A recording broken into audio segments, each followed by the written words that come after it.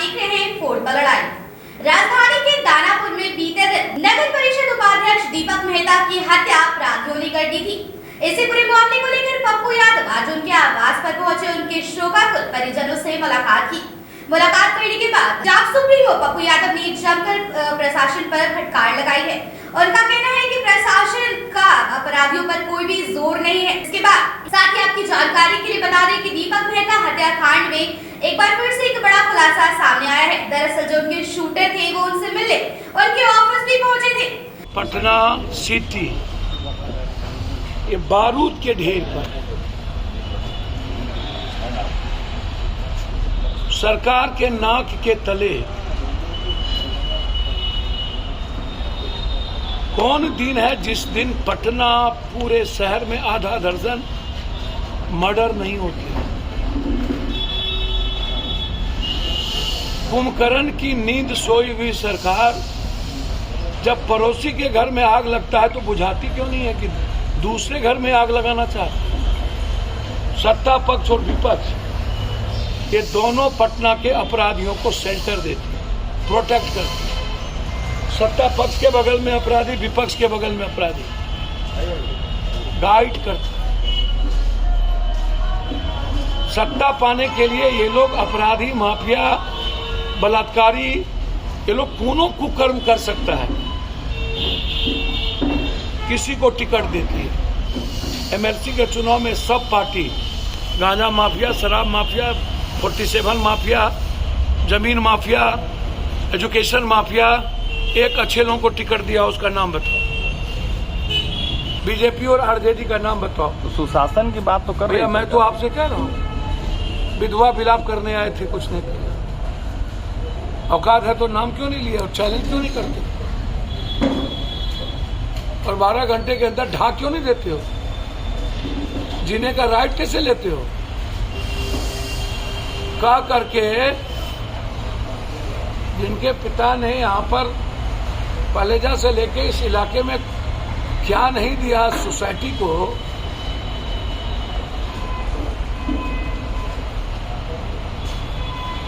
कौन अच्छे लोग राजनीति में और व्यापार करेंगे? अब तो लगभग व्यापारी बिहार से पलायन कर रहा। यानी सही माने में आप न्याय चाहते हैं ना। और जो लोग यहाँ विधवा विलाप करने आए थे, तो इस केस की जांच सीबीआई से आप करा दीजिए और मॉनिटरिंग हाईकोर्ट जज से करवा। जिस दिन इस केस की जांच सीबीआई से हुई और मॉनिटरिंग कोर्ट से हुई, हम नहीं जानते हैं कि जमीन आर्थिक अपराध के चलते दीपक जी को मारा गया या पॉलिटिकल ताकत के चलते। कारण दो ही में कोई एक होगा, या तो जमीन माफिया, जो मैं बार बार कहता हूं कि पूरे बिहार की सरकारी जमीन पर पॉलिटिशियन और माफिया, और जिस लड़के को का फ्यूचर पॉलिटिकल और सोशल फ्यूचर लंबा था,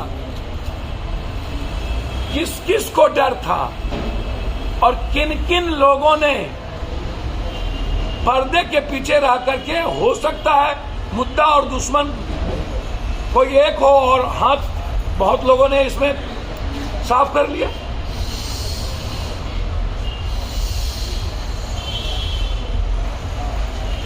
अपराधी जेल से निकलता कैसे?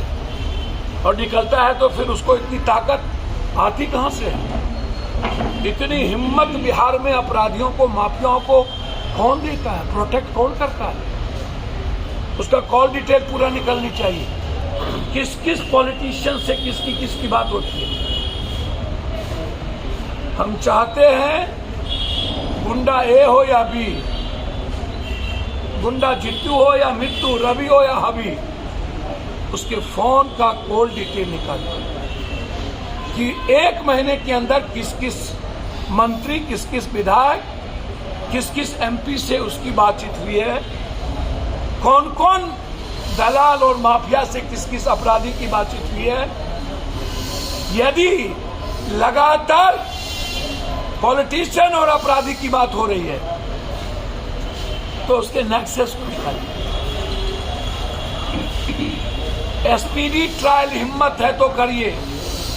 3 महीने के अंदर एसपीडी ट्रायल करके फांसी की सजा दीजिए। मरने के बाद आप हिजड़ों की टोली बैठा दीजिए। उसका विधायक कहता है कि नीतीश जी हिजड़ा बना दिया। बताइए, विधायक को हिजड़ा बना दिया कि ये लोग हिजड़ा है?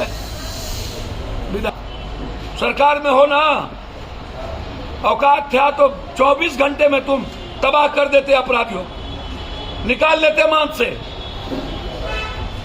फॉरेंसिक रिपोर्ट हो रहा है, जांच कर रहे हैं, पूरा सीसीटीवी कैमरा लगा हुआ है,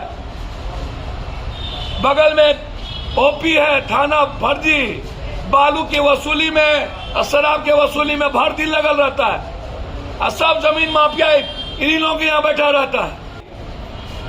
यदि हिम्मत है और न्याय चाहते हैं तो, लेकिन हाईकोर्ट के मॉनिटरिंग में सीबीआई को भी फ्रीडम नहीं। 2 एसपीडी ट्रायल 3 महीने के अंदर, चौथा शूट एट साइट, तीसरा अपराधियों को जेल नहीं, सीधा शमशान, चौथा इसमें कौन कौन लोग पीछे में सफेद पोश इन्वॉल्व है, सीसीटीवी कैमरा, सबकी जांच, और चौकी पर जितने पुलिस है सबको सस्पेंड किया जाए। बस आगे देखने वाली बात होगी कि पूरे मामले में क्या कुछ अपडेट आता है, लेकिन तब तक के लिए आप बने रहे हमारे साथ और देखते रहे हमारे चैनल फोर्स पर लड़ाई।